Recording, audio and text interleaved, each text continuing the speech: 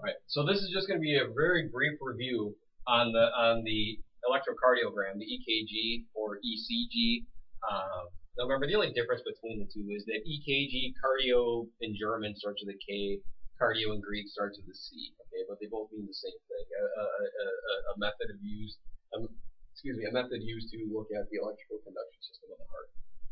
Okay, or the cardiac conduction system. Now what you see here is you see a system of waves. Okay, you see a system of consecutive waves. This is what a normal resting heart rate would look like, a normal EKG would look like. All right. Now basically the first wave on the EKG is called the P wave. Okay, and the P wave represents the SA node. Okay, the P wave represents the SA node. Now basically what we're saying here is that when you see a P wave on the EKG, we're saying that the SA node has depolarized and now it's stimulating the atria to contract. So we can say that we're in atrial systole right now. Okay, and then next what you're going to see is you're going to see a complex of waves that we call the QRS complex. All right, the QRS complex. And then lastly, you're going to see a wave called the T wave. Okay, so we just said that the P wave is the SA node firing. Now, basically between the P wave and the Q wave, we call that the PQ interval. Okay, and that's basically when the conduction system, or when the wave of depolarization has reached the AV node of the conduction system. All right, that's when we've reached the AV node of the conduction system. All right, now basically remember that the AV node from our discussion in class slows down the conduction velocity, slows down the speed at which that action potential travels throughout the cardiac conduction system. And again, the main advantage of that is that it allows the ventricles, it buys the ventricles a little bit more time to fill with blood. All right, because remember, the ventricles are the pumping chambers of the heart that get blood out. We want to make sure they're adequately filled. All right. And then next, you've got the QRS complex. And the QRS, basically what this is representing ventricular,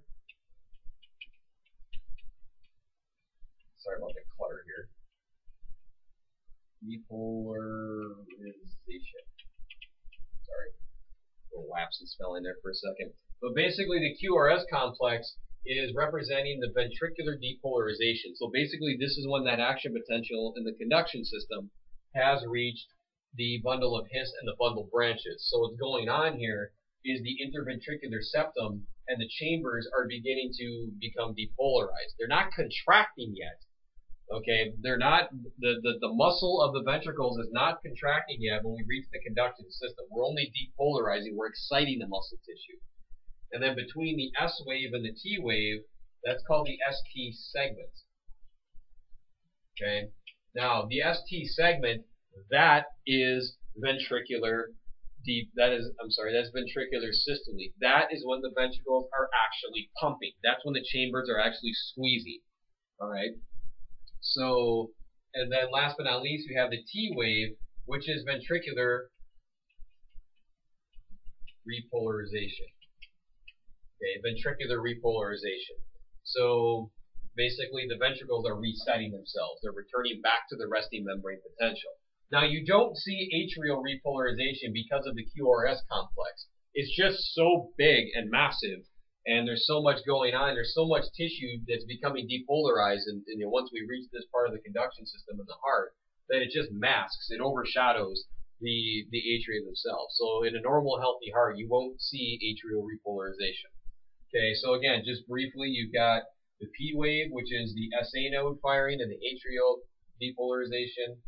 And then you've got the PQ interval, when this impulse is working its way down the AV node towards the ventricles. And then you've got the QRS complex, which is ventricular depolarization.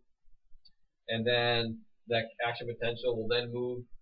You'll see the ST segment on the EKG. And that is when the cardiac muscle is actually, of the myocardium, is actually pumping. That's the contraction.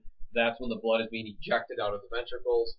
And then you have the T wave, which is ventricular repolarization, just the ventricles resetting themselves. Right?